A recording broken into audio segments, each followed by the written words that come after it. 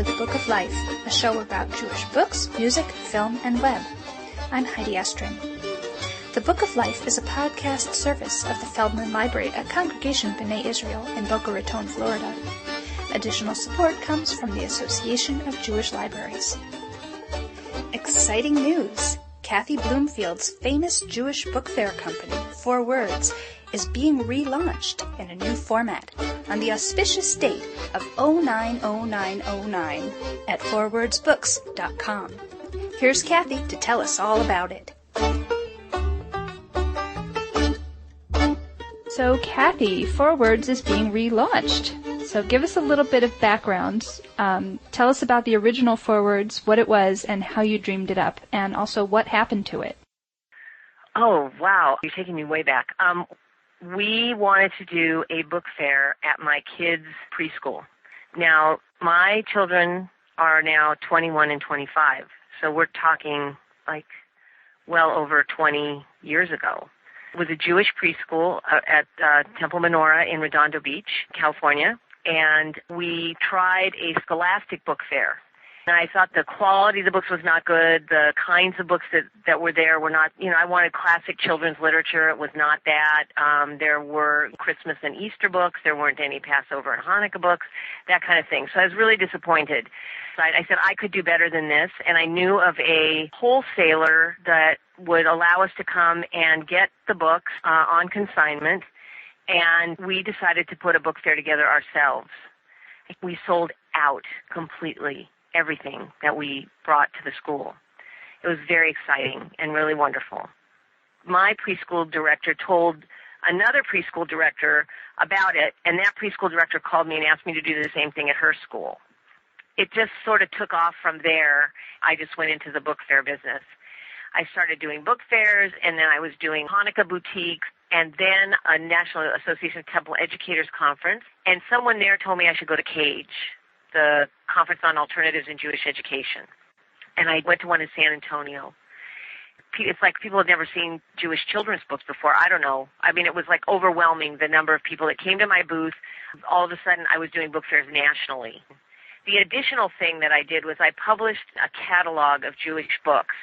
According to what people tell me, I didn't realize it at the time, but that catalog became a very important resource for Jewish professionals who work in schools and libraries because of the way I organized the books in the catalog by topic.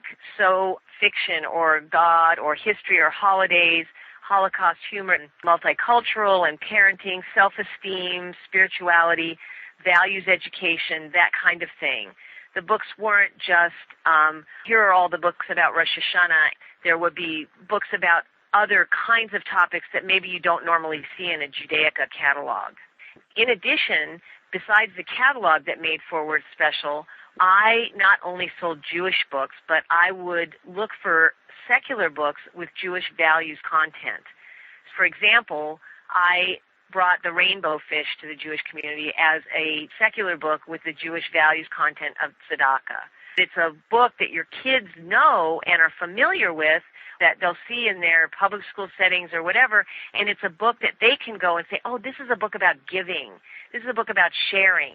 This is a book that I know as a value that I incorporate in my own life, in my Jewish life, to be about tzedakah or about giving to other people. You can find Jewish values everywhere in the world, not just in Jewish books, but all over. So that was the other thing about ForWords that I guess made it very unique and gave it its own niche. And then my husband got a job in the Boston area, and we had to move.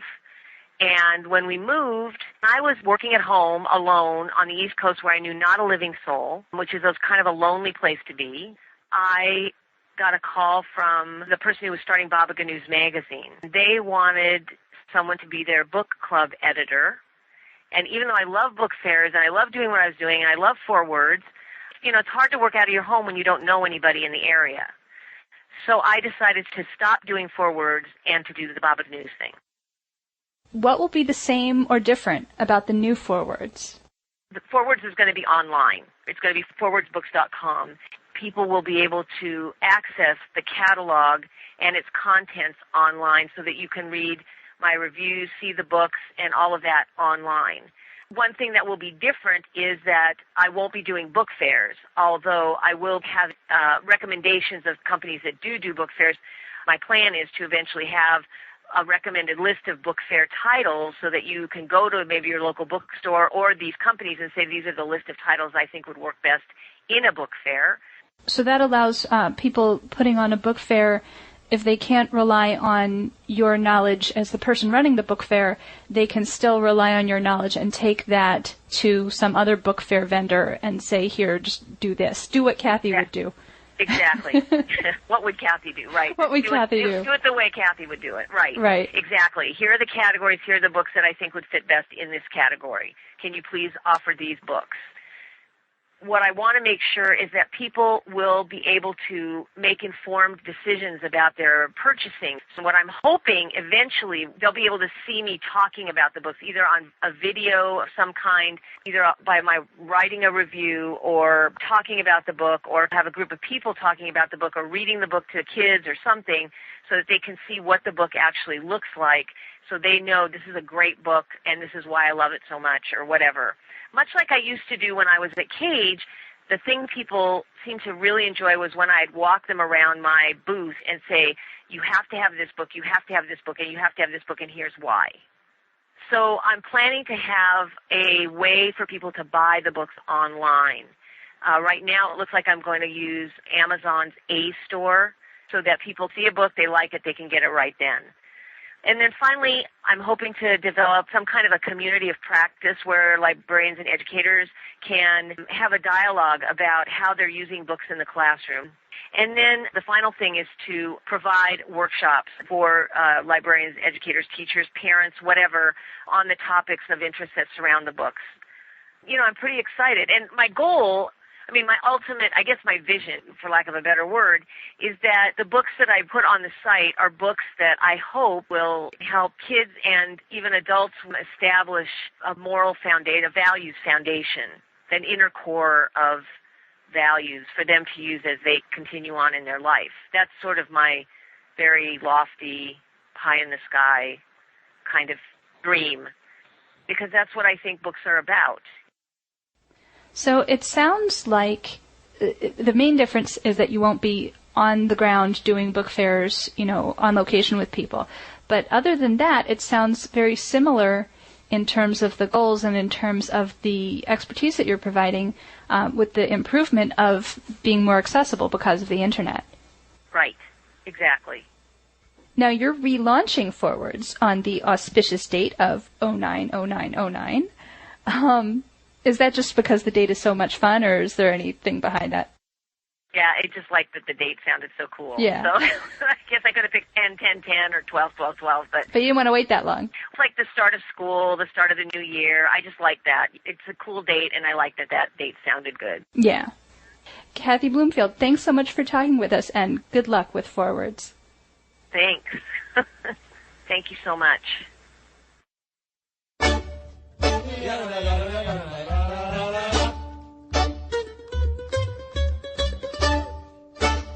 There are so many ways to connect with the Book of Life.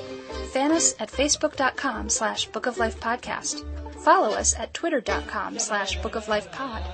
Email us at bookoflifepodcast@gmail.com and listen to the latest episode by phone at 916-313-3820. And of course, find links to everything at bookoflifepodcast.com. The Book of Life is a podcast service of the Feldman Library at Congregation B'nai Israel in Boca Raton, Florida at cbiboca.org and is supported in part by the Association of Jewish Libraries at jewishlibraries.org. Our background music is provided by the Freilachmakers Klezmer String Band at freilachmakers.com. Thanks for listening and happy reading.